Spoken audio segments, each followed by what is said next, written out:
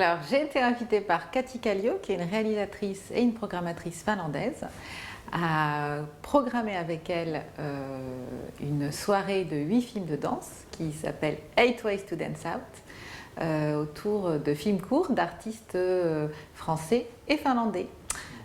C'est une programmation qui propose de réfléchir sur les liens entre ces deux pays et ce qui se passe dans la création contemporaine dans ces deux pays.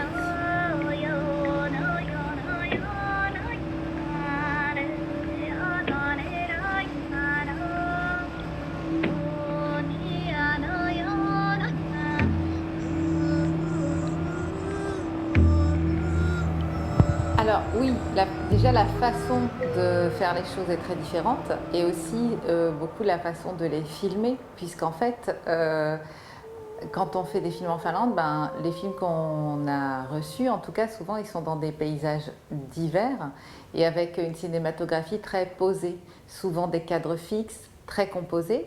Après, en ce qui concerne les propositions en danse, on est sur de la danse contemporaine majoritairement, donc qui sont des propositions d'auteurs qui sont plus personnelles, donc qui vont être moins simples on va dire à catégoriser, mais en termes de cinématographie, c'est la différence, je pense, que moi j'ai pu voir en tant que programmatrice, alors que nous, sur des artistes, on va dire qu'on a l'habitude de voir en France, on va être sur une cinématographie qui va beaucoup plus bouger, être mobile en fait, beaucoup plus en fait dans des mouvements de caméra et dans des récits qui vont être aussi moins linéaires, alors que les récits finlandais, on va être dans quelque chose de plus linéaire, avec une histoire qui se construit du début à la fin et un trajet qui se fait dans cette histoire.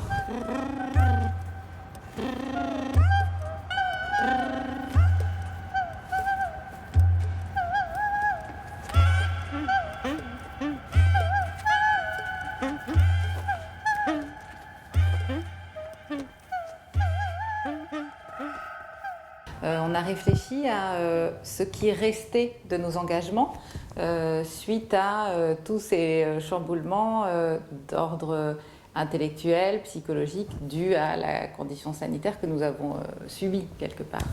Donc c'était la question « Qu'est-ce qui reste ?» D'où le sous-titre de la programmation qui est « Ont-ils réussi à troquer vos héros pour des fantômes ?»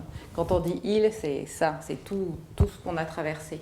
Donc c'est des films en fait qui nous essaient de nous questionner sur ce qui nous reste de nos engagements pré-pandémie et aussi dans quelle mesure on a été transformés par tout ce qui s'est passé et qui en fait ouvre une période post-pandémie et sûrement beaucoup de créations à venir dans cette direction-là qui seront à voir dans un second temps et qui sont certainement les œuvres qui sont en train de se créer maintenant.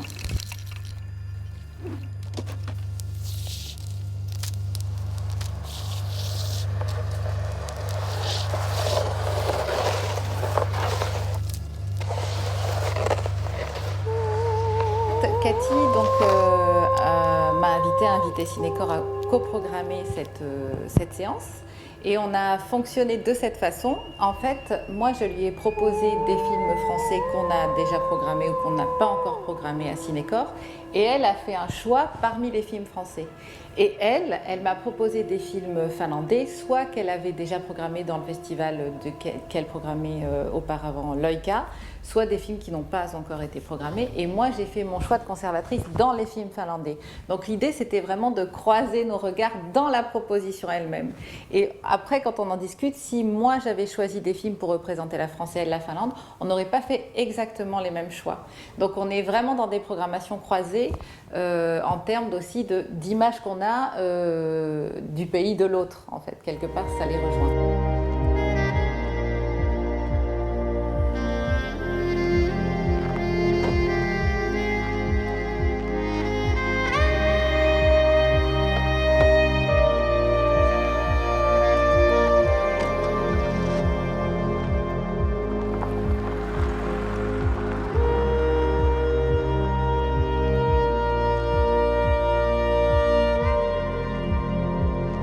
Je vais parler de Bird in the Earth, qui est un film de Maria Eilander, qui est une réalisatrice, artiste visuelle sami, qui travaille avec deux danseuses. Les deux danseuses qu'on voit dans le film, ce sont des jumelles aussi qui sont sami et qui ont étudié le ballet à Helsinki, le ballet classique, et c'est un film où elles retournent en costume de danseuse classique qu'elles ont appris sur les terres samis. Elles les retraversent dans des postures de danse classique très formelles qu'elles ont apprises et qui sont montées en alternance avec une danse qu'elles font en costume traditionnel sami.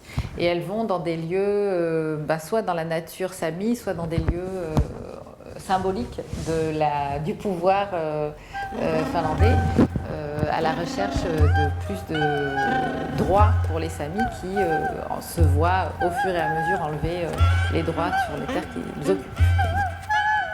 Le film de danse est une forme qui est assez peu connue et qui donc pose souvent des questions. Et souvent ce sont aussi des films où il n'y a pas de parole. Donc l'accès au film peut être par certaines personnes du public perçu comme difficile ou comme une certaine austérité. Donc nous, le travail qu'on fait en invitant des personnes pour présenter leurs œuvres, déjà c'est d'incarner les œuvres par des vrais corps des personnes présentes, et puis que les personnes puissent parler de leur travail et échanger avec le public, c'est très important. Surtout dans les œuvres que nous défendons.